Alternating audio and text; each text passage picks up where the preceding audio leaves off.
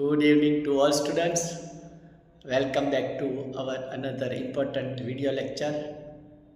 आज લેક્ચરની અંદર જે પ્રશ્નની વાત કરવી છે એ તમારી સામે જ છે.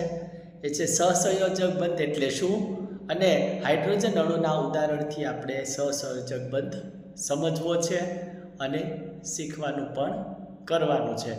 તો હવે સહસંયોજક બંધની વ્યાખ્યા બહુ સરળ છે, પહેલાં તમારે એ કરી નાખવી પડશે. જ્યારે પરમાણુ તેની બાહ્યતમ કક્ષાના ઇલેક્ટ્રોન સહેલાઈથી ગુમાવે નહીં કે પ્રાપ્ત કરે નહીં ત્યારે એ પરમાણુ વચ્ચે આયનિક બંધનું નિર્માણ થતું નથી. આ સીધી ને સરળ વાત છે. આમાં તમારે કોઈ દલીલ કરવાની નથી, કારણ કે નિયમ છે. આપલે નથી થતી અને સાથે સાથે કોઈ પણ પ્રાપ્તે નથી કરતું, મેળવતું નથી, એટલે આપલે શક્ય નથી. આપલે શક્ય નથી તો બીજી પરિસ્થિતિનું નિર્માણ થતું હોય ખરું. આ એક નિયમ આપણે યાદ રાખવાનો. તો આવી જે કક્ષા છે એની વાત આપણે કરવાની છે, આવી ઘટના છે એની વાત કરવાની છે, આવા બંધની આપણે વાત કરવાના છીએ. આથી આવા પરમાણુ તેની બાહ્યતમ કક્ષામાં દ્વિક સંવૃત રચના કે અષ્ટક રચના પ્રાપ્ત કરે એની માટે બીજા પરમાણુ સાથે અથવા તો તેના તે જ પરમાણુની બાહ્યતમ કક્ષાના ઇલેક્ટ્રોન સાથે ભાગીદારી કરી અને નિષ્ક્રિય બને છે. કાં તો સમાન પરમાણુ હશે, કાં તો બીજા અન્ય પરમાણુ હશે, પણ ભાગીદારી કરશે.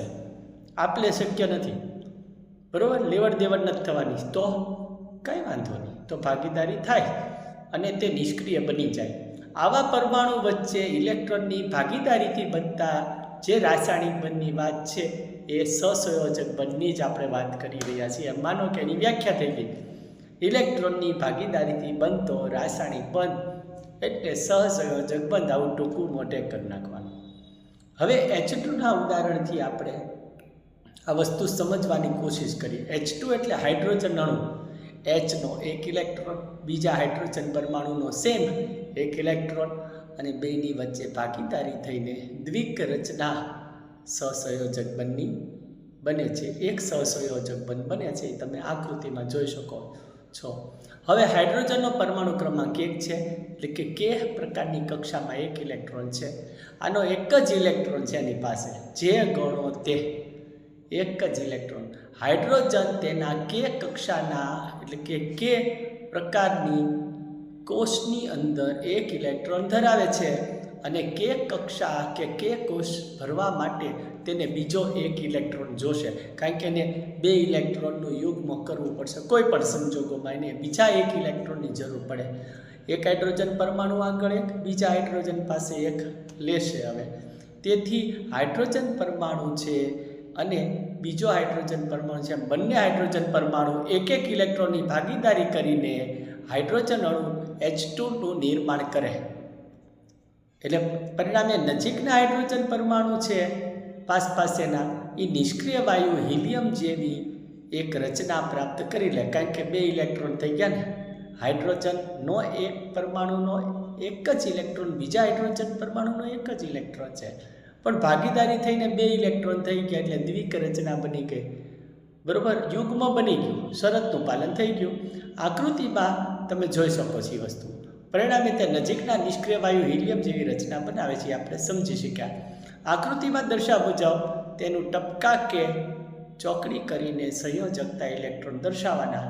કે કોષમાં બે ઇલેક્ટ્રોન છે એ ભૂલવાનું નથી, બરાબર, યાદ રાખજો. કે કોષમાં બે ઇલેક્ટ્રોન છે તો રચના બની.